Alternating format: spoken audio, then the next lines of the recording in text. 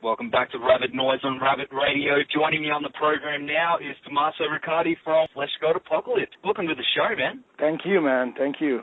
It's an honour to be talking to you tonight, as personally I'm a big fan of your work, and you're just about to kick off your long-awaited Australian tour with Septic Flesh on Wednesday at the Hi-Fi, and I've got to say there's been a lot of excitement leading up to this tour from fans. What can we expect from this massive tour from you guys? Well, it's it's our first time here, so obviously we're all very excited, and I think the fact that it's the first time will even make it better than it was in any case, because we are expecting a lot. I mean, I know that there's a lot of hype about the tour, so we're pretty excited to start. And also, I really think that the fact that we're here with Septic Flesh is amazing, because I think that tours don't not only work on a single band, but especially on the package. And we already worked with them before in Europe, and we're gonna play US together in the summer. So we have a very good feeling with those guys, and I really think that our shows really fit. They're both symphonic bands, but there are even on some ways there are big differences between us and them. In some other ways we're pretty similar. And they really care about the show, the image, the show thing, and it's the same for us. It's the theatrality of the show is very important. So I really think the package itself is gonna work perfectly, and I think it's gonna be pretty exciting. Everyone's excited. It's something that like all metalheads around here have been talking about for a long time. So it's awesome that we finally get to see both of you guys. I recently spoke to Christos from Septic Flesh, and he had nothing but great things to say about touring with you guys and, your friendship and everything like that. What do you think it is that makes both you guys great touring mates, other than being within the same genre?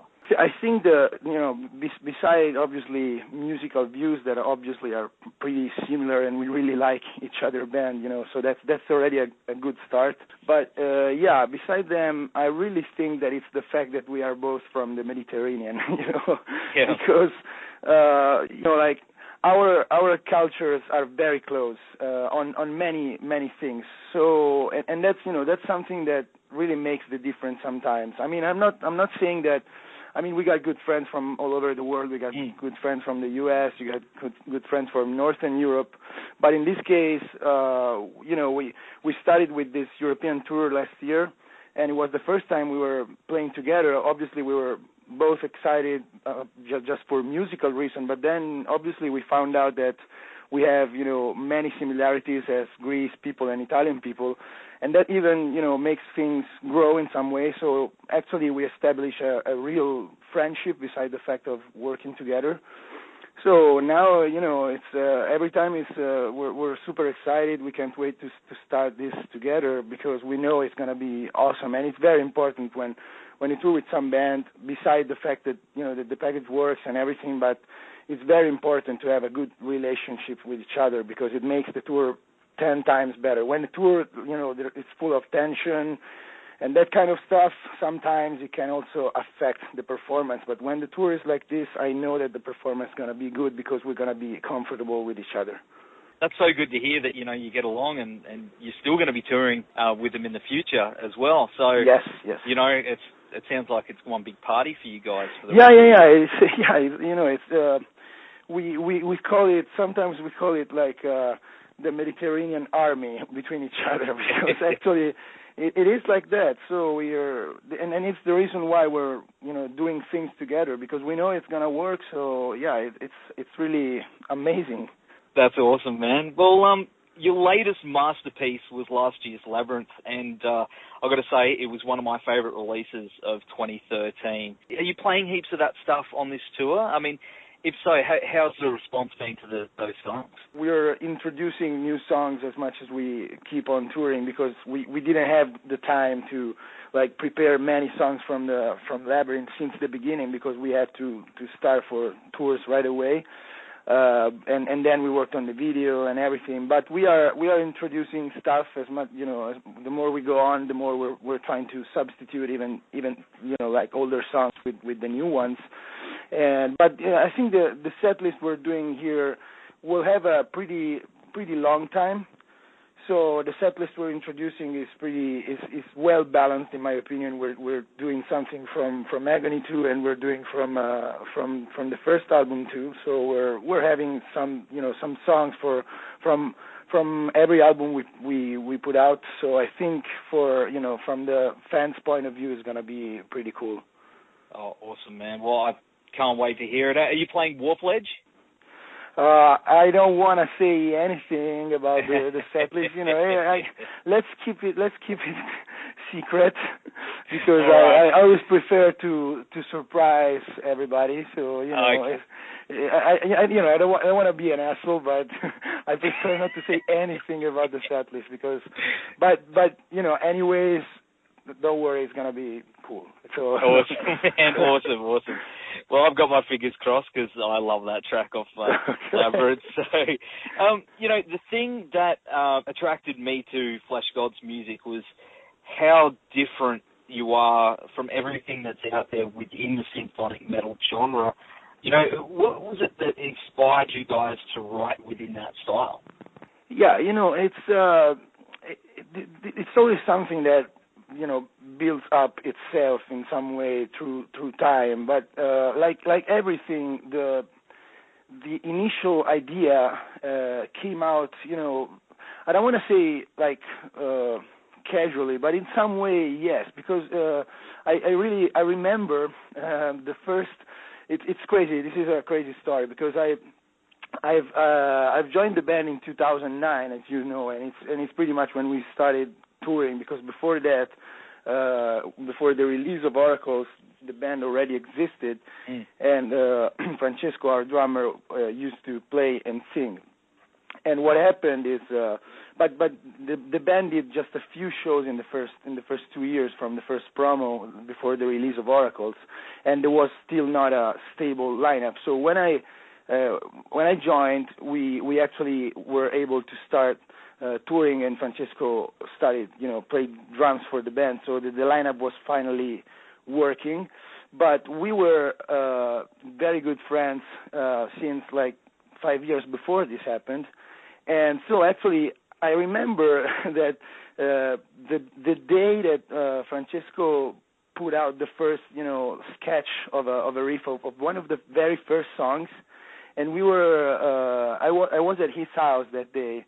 And I remember it was one of the main riffs of Infection of the White Throne, and I perfectly remember that he was like, "Hey, what do you think about this? Because I'm starting this project, and I have this idea, and I'm I have this feeling that it could be cool to use this kind of lines, like taken from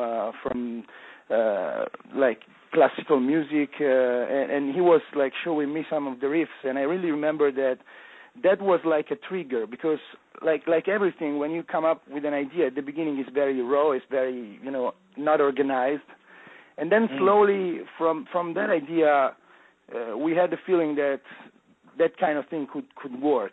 But obviously from that to what we do today, there's a few years of distance, and that's important, because that's the experience. When you start doing something, then you start understanding the mechanism of this something, and you start understanding how things can fit together. So from the initial idea, then the development is all another thing. But actually the idea came up like that, playing, trying to play riffs, some different ideas, and then at a certain point you realize that kind of lines really match with extreme music, and you couldn't imagine before that. And then obviously from that to what we do today, it takes a long time of like making mistakes, and then understanding which things work together and which things don't work together.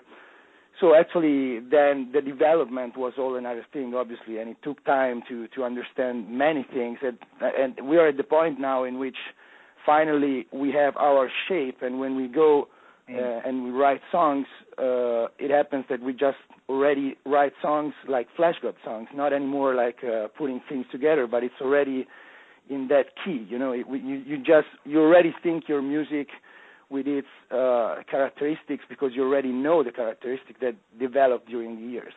One thing is, you know a Fleshgod song when you hear it. this doesn't sound like everything else that's out there. And that's what I was saying, like, what attracted me to your music was how original I feel it is. Thank you. Just keep doing what you're doing. Thank you very much. So, as a vocalist, though, where do you draw your own personal influence? Well, I got I obviously have some idol, and I have to say that my, talking about growl vocals, my two main idols are George Fisher from Cannibal Corpse and Glenn Benton from DA side. I'm very classic on these kind of things, but I think the reason why is that actually still today in death metal and brutal music, in my opinion, they're still unreachable, because for some reason nature gave them sort of something of gift. And when singing, I really take a lot of inspiration from them. Obviously, then there is also everybody has his different sound in the vocals, so then it becomes what I do. But in my mind, I really think about that when I'm singing, because that's my main inspiration, that kind of sound. And it's cool because they both have very different vocals in some way, but in the other way they're in my opinion they're impressive at the same level for different reasons. Like Glenn Benton is more about the sound and the depth of the voice, and Fisher, scares me because his attack is unbelievable. It's like a shotgun. I really don't know how the guy can sing like that. Probably because he's big like that. So probably could be one of the reasons. But on the other hand, obviously there are also other different things, because I think in my style is more differently from those guys. There's some more note into the vocals. It's like more. It's in some way it's closer.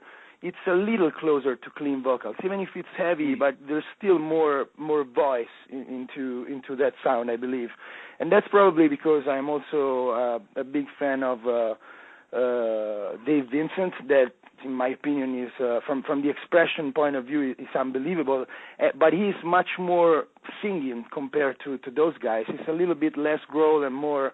There's more notes into his vocals. It's sometimes almost clean, but in some way it has something that really, they're like the three guys that I take inspiration from, and every one of them is completely different. But I really feel that's the things that I like the most. They're the masters, eh? Like, they set the bar, but your vocals are right up there, man. So thank you. Awesome work, man. Well, after this tour. What's your plan for Fleshgod? What's happening for the rest of the year? We're going back home for about 1 month, and then we just confirmed a few days ago, and we put out the news. We're doing this U.S. and Canada tour together with Septic Flesh. So we're as I was saying, we're bringing the package pretty much all over the world as possible. And so that one is going to be great too. I'm really excited about that. We're doing co-headlining, and that's amazing. And then we got when we come back, we have a few European festivals. This year we're finally playing Wacken Open Air. Awesome. So that's really exciting, because between all the festivals, that one of those festivals you really know that it's important to be there, not only for the fact that obviously it's amazing and there's a lot of fans and everything, but also like for the story, for the bio of the band. It's very important to be there. And then for the fall and winter, we are still working on some things, but that's nothing official, so I don't feel like saying anything, but we're pretty much keeping touring all the time because awesome. we really need to do a big promotion for Labyrinth. I feel like even today, after almost not 1 year, but like 9 months, it's still growing, and I see that people is still discovering things, and I see it from many details, like from the like Last FM numbers from the video. So we, I think the cycle is still going, and we need to promote it a lot, because it's important. And for us, the live aspect is very important. We're not a studio band. We really take care about the music and the recordings and everything, and we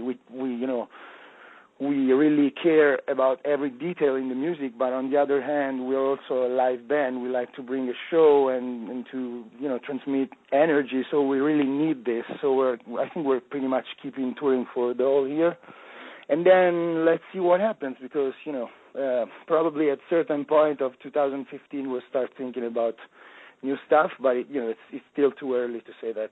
Sounds like you've got a massive year ahead, man, and it's going to be awesome. Well, you're here now in Australia, so I just hope you have a blast on this tour, man. And I just want to say thanks so much for taking the time to talk to us tonight. Hey, no problem. My pleasure.